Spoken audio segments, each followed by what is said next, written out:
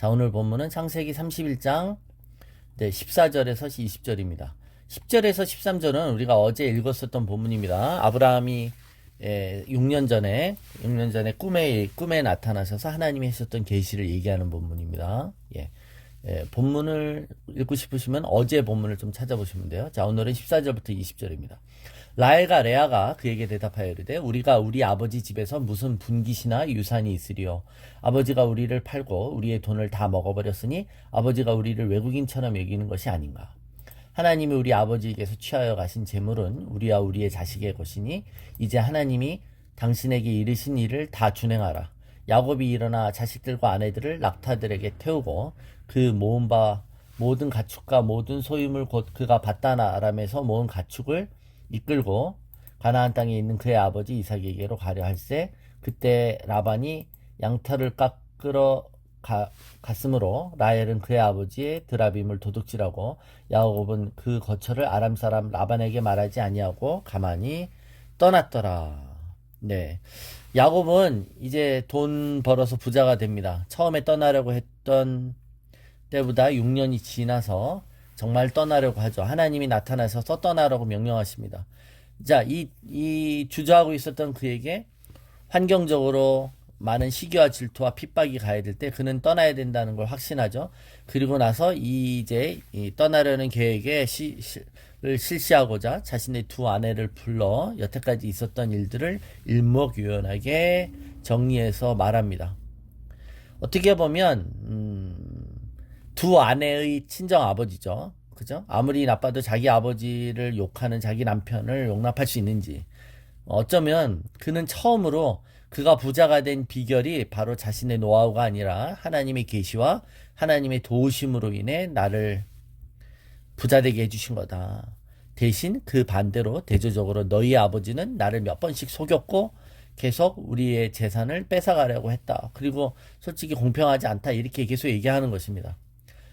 자, 그러면서 아마 아내들의 표정을 살폈겠죠. 야곱이 아내들이 난 너 혼자 가라. 나는 우리 아버지하고 살겠다. 이럴 수도 있었던 거 아닙니까?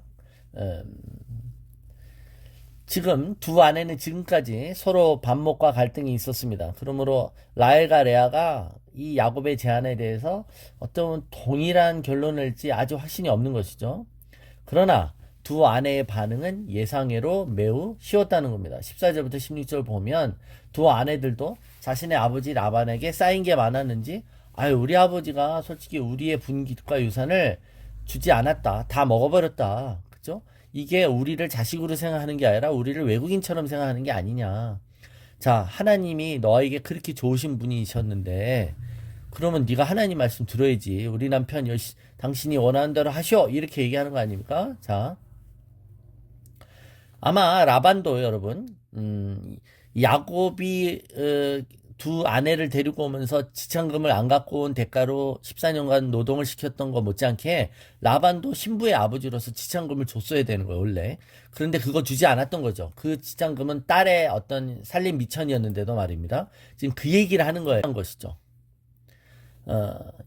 이런 논란이 어떻게 보면 하나님의 인도하심에 대한 순수한 순종이 100%의 동기는 아니라는 걸 알 수 있습니다. 다들 현실적으로 그죠? 피해의식과 어떤 자기 본전의식을 지금 읍소하고 있는 거 아닙니까? 현실적인 계산 속에서 내린 결론이 있는 거예요. 그러니까 여러분 우리가 어떤 결론을 내릴 때 100% 완전히 믿음으로 순종하는 것이 아니라 거기에 또 우리가 막 거기다가 가미를 하죠. 그죠? 하나님의 음성에 순종하는 그 이유면 될 텐데 그것만이 아니라 또 다른 이유를 찾아서 자기를 막 설득하는 거예요 스스로. 두 아내는 야곱의 제안에 대해 서로 하나가 되어서 하나님 너에게 이르신 대로 순종하라고 말하면서 야곱에게 이제 마지막 확증을 해주는 겁니다. 그죠? 어떻게 보면 야곱이 굉장히 쫄아서 두 아내가 자기의 제안을 받아들이지 않을 것에 대한 두려움이 있을 수도 있습니다. 그러니까 여러분 우리가 하나님 말씀을 들었잖아요. 계시를.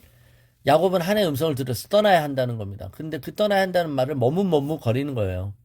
하나님은 떠나야 한다고 말씀하셨는데 오히려 두 아내가 최종적으로 거기에 동의해줘야 되고 오히려 최종 결제가 하나님이 아니라 두 아내가 해줘야 되는 식으로 두 아내에게 말하는 거 아닙니까? 어떨 땐? 예. 그러니까 여러분 우리는 하나님의 음성이면 담대하게 전해야 되는 줄로 믿습니다. 제가가 하나님께 났으면 더 이상 없는 거죠. 예. 사람의 눈치를 볼 기도 없습니다. 예. 믿음의 발걸음을 붙잡는 어떤 올무에서 있다면 그것을 벗어나기 위해서 우리 같이 있는 우리의 동행자들과 동반자들에게 담대하게 전해야 되는 줄로 믿습니다. 우리는 지레 하나님의 말씀이 거절될 것을 두려워해서 말하는 것을 머뭇거리거나 또는 주저할 필요가 없는 것이죠. 복음을 전할 때도 혹시 내가 복음을 전했다가 저 사람이 나를 광신도로 보거나 또는 나에게 이상하게 반응하지 않을까라는 것을 두려워할 필요가 없이 우리는 이것이 진리이고 이것이 하나님의 음성이라면 반드시 전해야 되는 줄로 믿습니다. 예수님이 예루살렘에 있어왔을 때 두 제자를 불러주셔서 어떤 한 미션을 맡기시죠. 그죠? 나귀를 타고 입성하시다는 선지자의 말씀을 응하시고자 제자에게 이렇게 말합니다. 건너편 마을에 가면 나귀 새끼가 하나 있을 텐데 그 나귀 새끼를 풀어서 가져오라는 겁니다.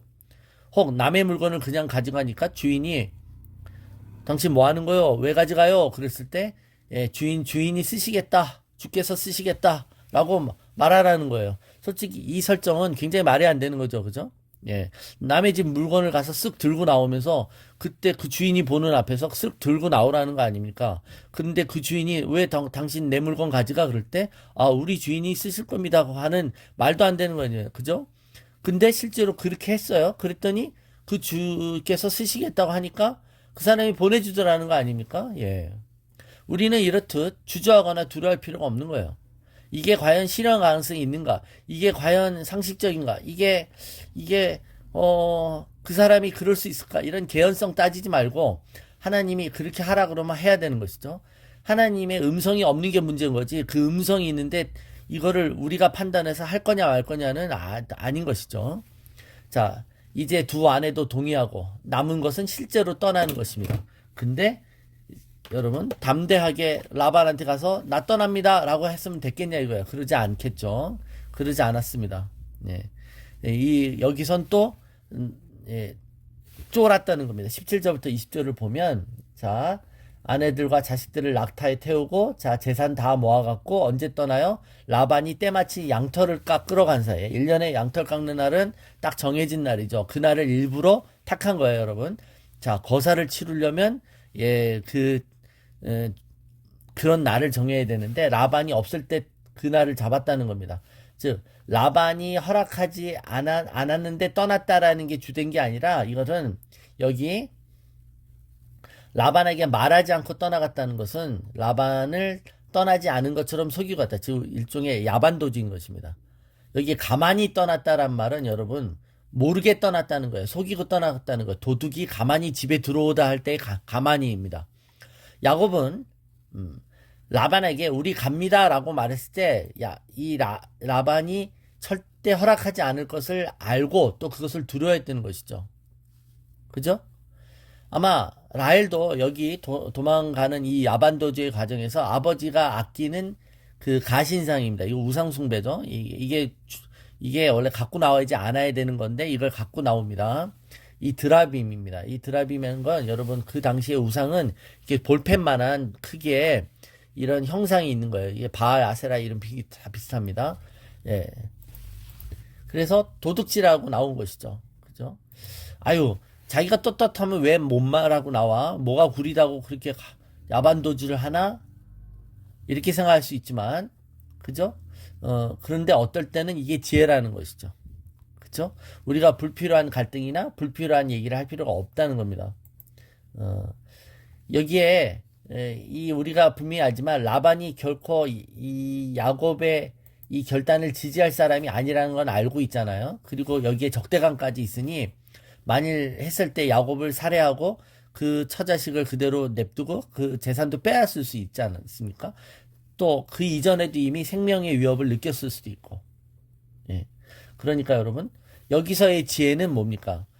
나는 그냥 정면 승부한다고 하고 라반과 붙잡고 설득하려는 과정을 했다면 여러분 그거는 어쩌면 지혜롭지 못한다는 거예요. 그러니까 명분이나 어떤 하나님의 음성이 없는 나만의 원칙을 쫓아가는 게 아니라 그때그때마다 하나님께서 주시는 인도하심과 그때의 지혜를 따라야 된다는 것입니다. 자, 안 되는 것을 억지로 하지 않아야 되는 것이죠, 여러분. 그죠? 여러분, 돼지에게 진주를 던지지 말라 그랬어요? 돼지는 진주를 알아보지도 못하는데 돼지한테 아무리 이게 얼마나 귀중한 건데 라고 설득해봤자 못 알아먹는 겁니다. 자, 그러자 야곱이 도망간 것을 알고 라반이 쫓아오는 거죠. 예. 그러니까 그러고 나서 이제 화해시켜 주잖아요. 하나님이 변화시켜 주실 때까지 우리는 지혜로워야 될 필요가 있는 겁니다. 예.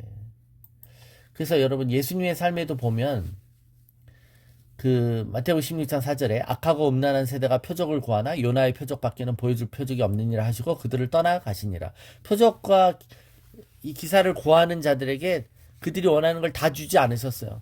그들에게는 오히려 표적과 기사를 보여주는 것이 그들에게 별 도움이 안 되죠. 그럴 때 하나님 예수님께서는 떠나셨습니다.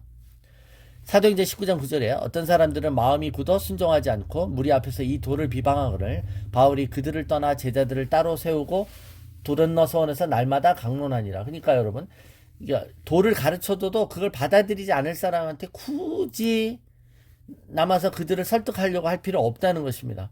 하나님이 맡기신 사람들에게만 집중하고 분리시키는 것이 지혜이자 겸손인 것이죠.